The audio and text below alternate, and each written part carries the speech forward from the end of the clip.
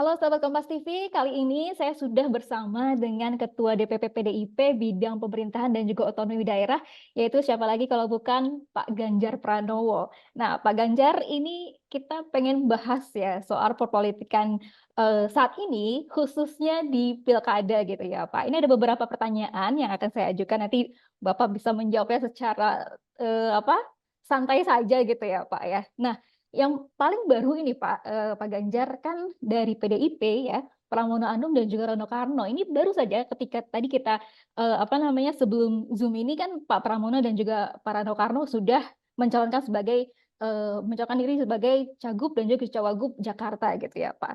Sempat memang ada beberapa nama-nama yang keluar kayak misalkan Pak Anies Baswedan, ada juga Pak Ahok. Nah, pertanyaannya yang paling ditanya sama banyak orang nih Pak, kenapa akhirnya Pak Pramono Anung yang akhirnya dipilih maju di Pilgub Jakarta, Pak? Ya, setiap akan ada kontestasi pasti kandidat muncul. Nah, ketika ada usulan si A, si B, si C, maka pada saat itulah DPP biasanya berdiskusi, ada perdebatannya juga, ada usulan-usulannya, ada argumen-argumennya, dan itu diperbolehkan. Nah, pada titik tertentu ketika kemudian kita katakan agak tidak mudah untuk memutus, biasanya kita meminta kepada Ibu Mega untuk bisa memutus. Tapi poin pentingnya adalah, kalau buat saya, dari awal, satu yang menjadi prioritas buat PDI Perjuangan adalah kader. Itu ketika kita akan mengajukan beberapa kandidat yang ada di Indonesia. Nah, salah satunya di Jakarta. Nah, dari kader itu muncul nama-nama banyak sekali. Saya termasuk orang yang mendukung dari awal Ahok, ya. Terus kemudian ada yang Rano Karno, ada yang Mas Anies orang luar kemarin. Terus kemudian ada juga Mas Jarod, macam-macam. Nah, biasanya bukan tidak mungkin di lab-lab terakhir yang seperti itu muncul tokoh alternatif. Nah, sepertinya Mas Pram ini adalah tokoh alternatif ketika perdebatan ini tidak mendapatkan kesepakatan. Rasanya saya mengalami situasi ini saya sendiri pada saat pilihan gubernur di Jawa Tengah periode pertama. Waktu itu hampir nama saya tidak ada. Maka popularitas dan elektabilitas saya sangat rendah sekali. Tapi karena partai kompak, terus kemudian saya direkom, ya itulah jadinya. Sehingga argumentasinya kira-kira ya 11-12 lah. Mhm. Oke Pak, tapi sebenarnya ada alasan khusus nggak sih dari Ketum PDIP ini Bu Megawati untuk memilih Pak Pramono gitu ya? Kan kalau misalkan tadi Pak Ganjar bilang ada Pak Jarod dan lain-lain gitu kan. Kenapa Pak Pramono nih akhirnya yang dipilih gitu? Ada alasan khusus nggak sih Pak? Ya, terus terang saya tidak ikut dalam pengambilan keputusan ini, tapi kalau saya membayangkan, Ibu pasti bijaksana dengan berbagai pertimbangan. Ya. Yang jelas, ketika salah satu syarat kader, buat saya penting itu, dan itu terpenuhi dari nama-nama ini, buat saya sudah betul. Nah, siapa orangnya, saya kira Ibu yang punya pemikiran, alasan, sampai kemudian keputusan.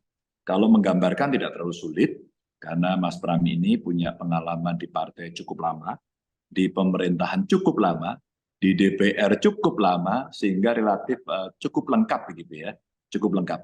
Dan saya kira itu pasti jadi pertimbangan-pertimbangan. Kalau kemudian saya membuat analisis, kalau persisnya kenapa itu, saya sebagai kader sih nggak sulit. Di antara sekian usulan, ketika itu kader, ya sudah.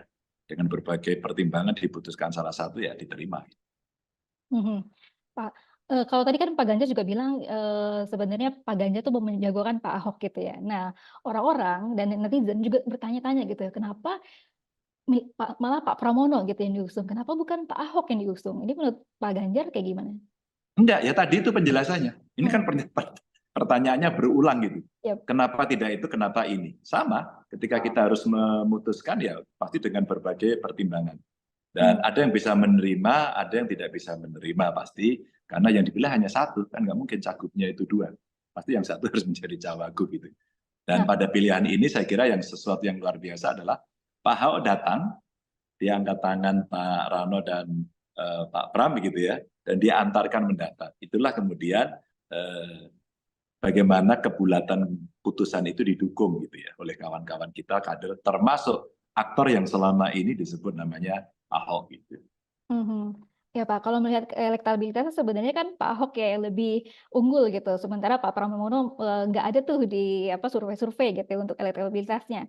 Nah, kalau misalkan seperti ini gitu, sebenarnya Pak Ahok sendiri akan, menurut Bapak ya, Pak Ahok sendiri akan seperti apa ya, menjadi motor dan juga menjadi motor suara untuk Pak Pramono dan juga Rano Karno. Saya kira iya gitu ya. Kalau soal lagi-lagi cerita, tapi kan tidak ada survei. Kemarin kan sempat muncul juga beberapa calon kami, umpama bukan calon, beberapa kawan kami mengusulkan calon. Umpama tiba-tiba nyebut Pak Anies gitu ya. Udah Anies, Anies, Anies, Anies. Kemudian surveinya tinggi, lalu berdebat di dalam. Ya, mari kita mereview beberapa catatan-catatan sebelumnya. Ya sudah, itu dinamika. Tapi boleh, orang mengusulkan boleh, berdebat boleh. Maka pada saat keputusan ini diambil sama, saya dulu juga di Jawa Tengah 2013 nggak ada di survei. Sama sekali juga nggak ada nama saya. Kalau ada ya rendah banget. Nah mungkin ketika hari ini Mas Pram, terus kemudian Rano Karno udah daftar gitu ya. Coba sekarang disurvei. Pasti udah keluar dan langsung ada angkanya. Itulah bentuk dari respon publik. Cuma yang terpenting kan tidak hanya popularitas elektabilitas ya. Karena perlu komponen lain yang mesti kita perhatikan.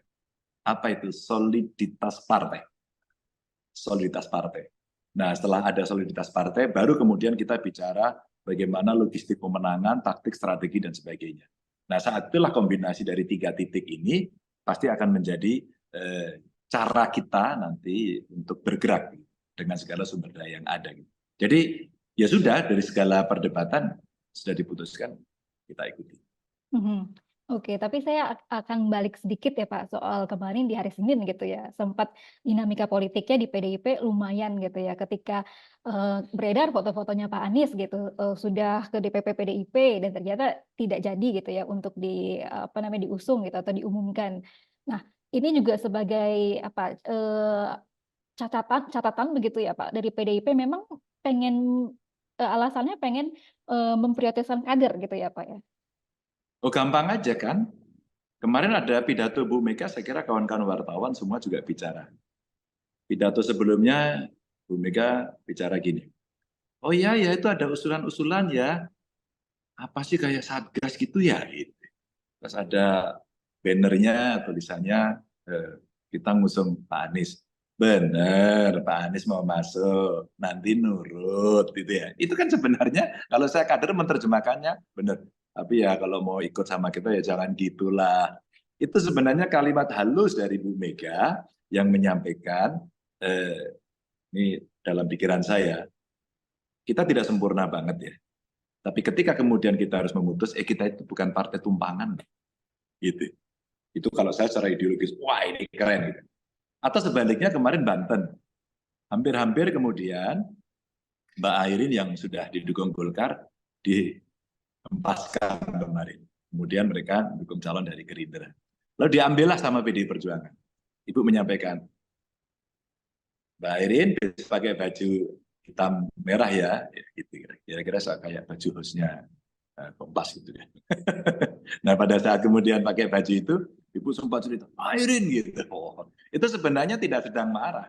Ibu sedang memberikan sebuah impresi kepada seseorang yang mau bergabung, apakah serius atau tidak. Itulah kemudian menjadi pertimbangan-pertimbangan yang kemarin dilakukan. Maka saya tidak tahu kalau kemarin Mas Anies datang ke sana karena kebetulan saya ikutnya hanya daring. Dan yang kedua, barangkali pada saat bertemu di situ ada komunikasi-komunikasi yang tidak deal, gitu. Bisa jadi. Jadi persisnya saya tidak tahu, tapi saya coba mengamati dan saya tidak bertanya karena saya tahu persis partai saya ini. Kalau kira-kira ada perbedaan, bagaimana cara memutuskannya itu sudah ada. Jadi ya kami memang sangat dinamis. Dari partai yang kemarin dipojokkan, ditinggal sendirian, dan bareng. Dan terbukti kan, di Banten Airin kemudian didukung lagi sama Golkar. Padahal Golkar udah ke sana. Maka saya melihat ini tanda-tanda bahwa partai-partai sekarang sudah berkaca ulang, mereview bahwa dirinya rasanya harus mengambil keputusan secara berdaulat. Saya kira bagus.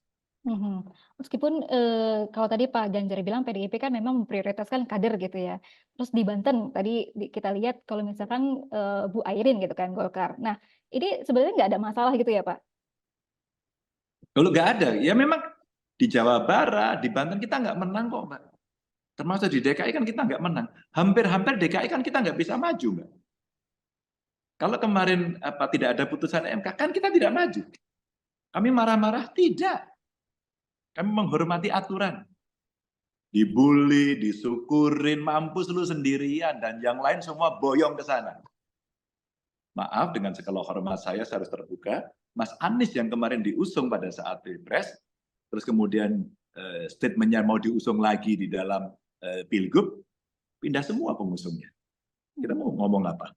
Maka kemudian memang saran saya, Mas Anies masuk aja, pilih salah satu partai, menjadi kader kan gitu. Sehingga nanti saya gimana ya, merasakan sudah didukung, dilempar sana, lempar sini, itu kasihan. Dan kita sadar, Mbak. Maka begitu kita ada kesempatan dengan keputusan MK, kita hidup lagi.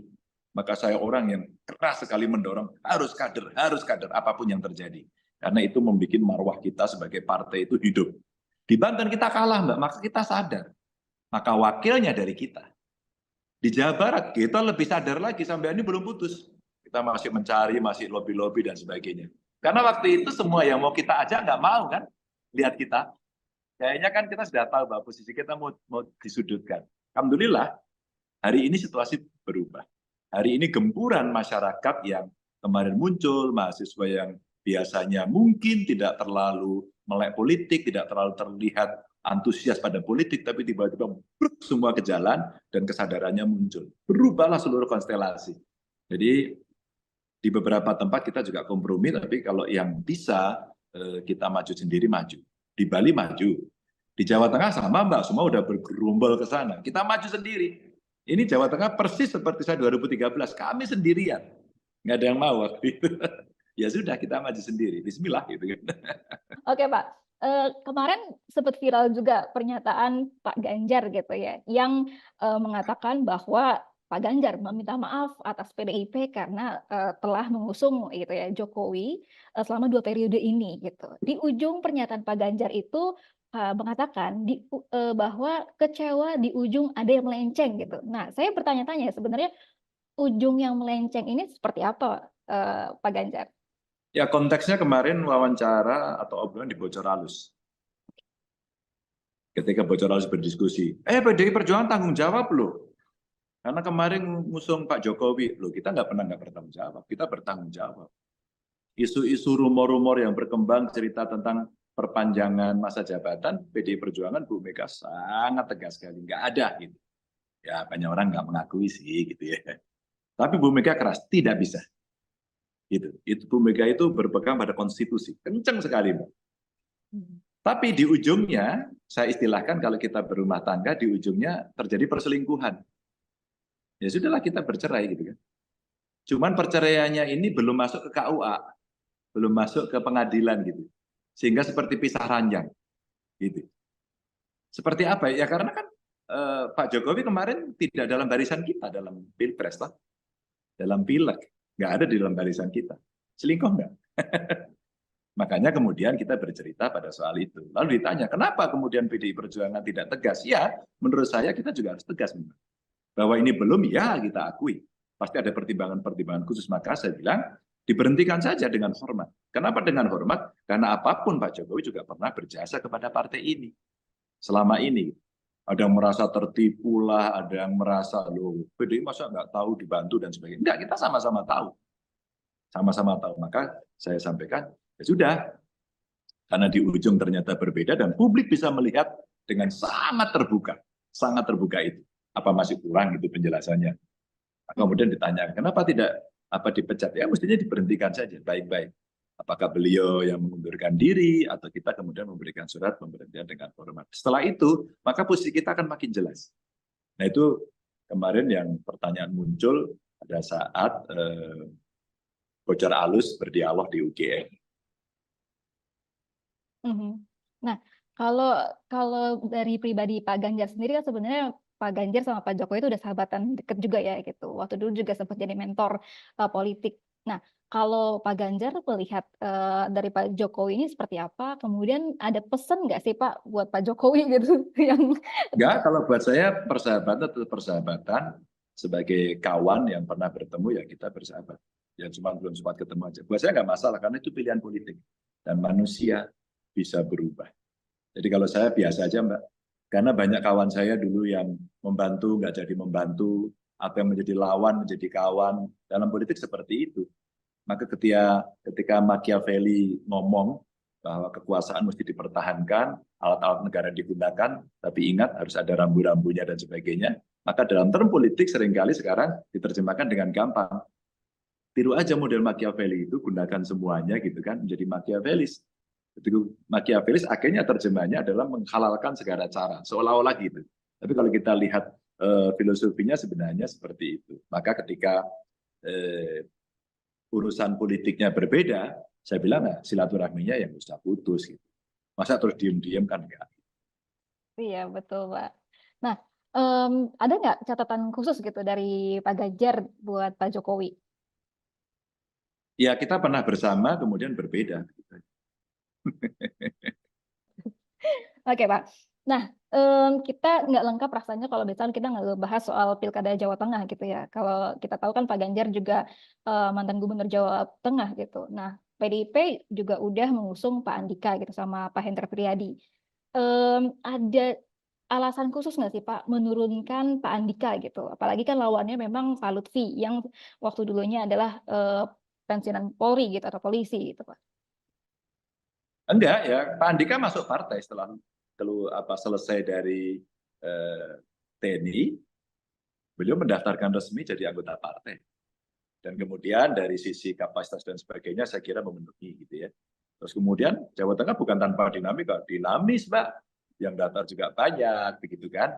Itu diskusi yang daftar wakil juga banyak sama. Terus kemudian dikompromikan dalam sebuah rapat, akhirnya kita membuat berbagai analisis dan seperti DKI akhirnya nemulah itu.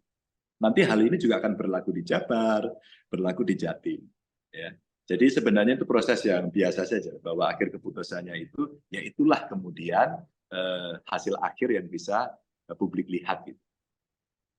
Karena kan sebut juga, wah ini perang bintang nih di Jawa Tengah gitu Pak. Karena kan lawannya mantan Panglima TNI, kemudian jadi dari Polri gitu.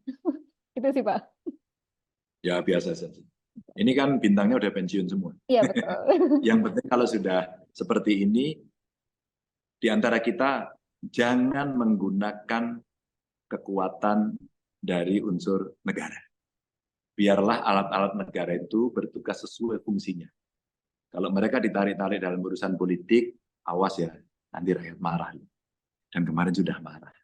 Maka sebenarnya itu peringatan keras.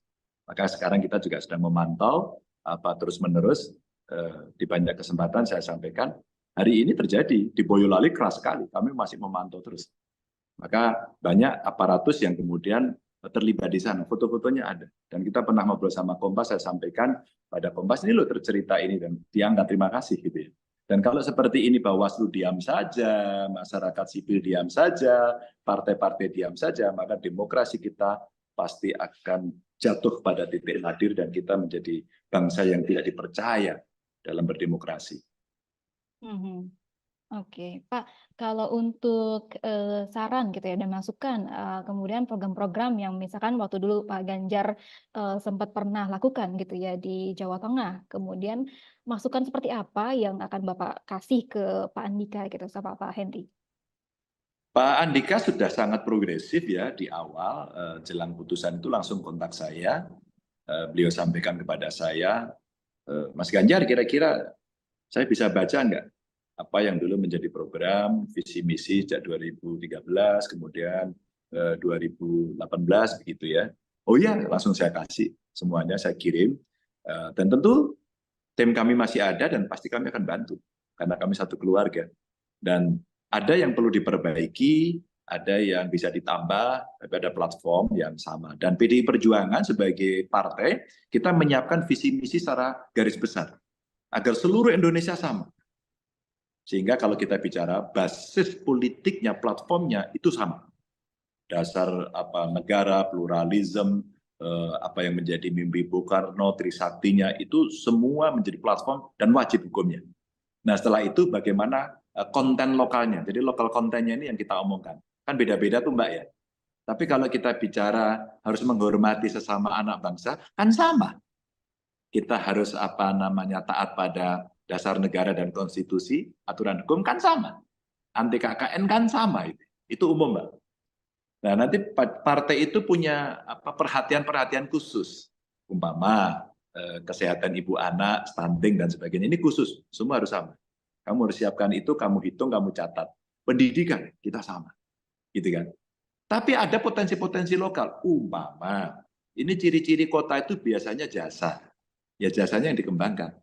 Ini ciri-ciri daerah. Umpama, ini daerah pertanian. Kita jaga yuk pertaniannya. Kita tingkatkan pertaniannya. Gitu. Jadi ini contoh-contoh yang ada. Bagaimana menurunkan kemiskinan. Bagaimana mencegah agar tidak terjadi KKN. Nilai-nilai ini menurut saya yang mesti terus dijaga. Ya, bagaimana lingkungan terjaga. Kan tekanan-tekanannya berat nih. Tidak mudah pasti.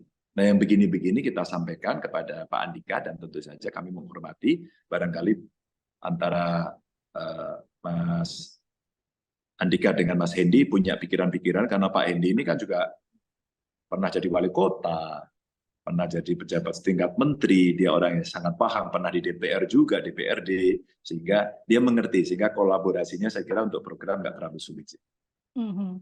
Pak Ganjar nanti akan itu juga ikut bantuin Pak Andika di Jawa Tengah? Oh, kalau itu bukan pertanyaan, buat saya kewajiban. Diminta atau tidak diminta. Maka banyak kawan-kawan kemarin sudah membantu saya, ya, sesama kader, apalagi itu menjadi kewajiban. Sekarang diminta atau tidak diminta, saya inisiatif. Makanya sudah itu bahasa Balinya otomatis. Otomatis. Pak, 2 pertanyaan terakhir. Kans dari Pak Andika gitu ya melawan Pak Lutfi kalau misalkan Pak Ganjar melihatnya? Hari ini di Jawa Tengah belum ada yang punya persentase tinggi dari sisi elektabilitas. Belum ada, satu pun belum ada. Maka ini kesempatan yang paling bagus, maka tinggal kita kompakkan partai, kita solidkan partai, tidak boleh ada yang ngopling, istilah kami gitu. Dan kalau solid, insya Allah sejarah Ganjar Heru di 2013, insya Allah bisa terulang. Waktu dulu di 2013 strateginya Pak Ganjar apa nih? Wah, karena partainya ini Mbak kompak banget Mbak waktu itu. Ganjar tidak terkenal, logistiknya juga kecil gitu ya. Dan kemudian sendiri, tapi partainya waduh, tanduk bantengnya runcing-runcing Mbak waktu itu. Dan semua bergerak dengan sangat luar biasa. Di tengah saya sama sekali juga tidak dikenal. Karena ya popularitas 7-8% itu berapa sih Mbak? Popularitas loh Mbak. Kan berarti kecil sekali. Tapi begitu ada momentum itu terus teman-teman bergerak gitu. Debat-debat saat itu menarik karena orang menonton. Mudah-mudahan hari ini masih akan menonton debat sehingga kualitas itu akan dilihat. Yang saya khawatirkan adalah menunggu money politik dan sembako. Nah, itu akan berbahaya. Insya Allah lah, kecerdasan mulai muncul, masyarakat mulai paham. Yang kemarin mereka mengalami situasi kontestasi pemilunya seperti itu, rasanya sekarang mulai sadar. Terbukti kan banyak yang turun ke jalan. Betul. Nah Pak, terakhir harapan ke depannya nih Pak untuk pilkada gitu dan juga untuk khususnya demokrasi di Indonesia menurut Pak Ganjar seperti apa? Mari kita kembalikan demokrasi pada relnya. Ada konstitusi, ada aturan, ada moral, ada etik. Ada fungsi penyelenggara negara harus dilaksanakan. Yuk kita dorong yuk. Kemarin dengan bocor halus di UGM ya, dengan pakar-pakar kita juga bicara, bahkan beberapa pakar menyampaikan, yuk kita dorong tidak ada money politik yuk. Ini sulit, tapi mesti kita dorong. Yuk masyarakat sipil jangan mudah terbeli yuk. Diiming-imingin uang, diiming-imingi sembako, terus kemudian ditekan, mari kita bicara, speak up. Sehingga kualitas demokrasi kita akan baik dan kita akan terhormat di mata bangsa-bangsa dan insya Allah itu akan mendapatkan pemimpin yang baik. Oke, Pak Ganjar terima kasih banyak atas waktunya. Semoga sehat selalu Pak Ganjar. Amin, amin. Terima kasih. Terima kasih Pak.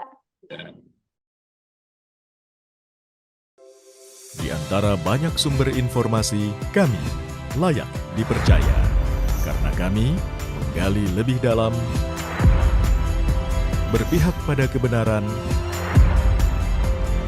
berpegang pada data dan fakta, Agar layak, Anda jadikan referensi.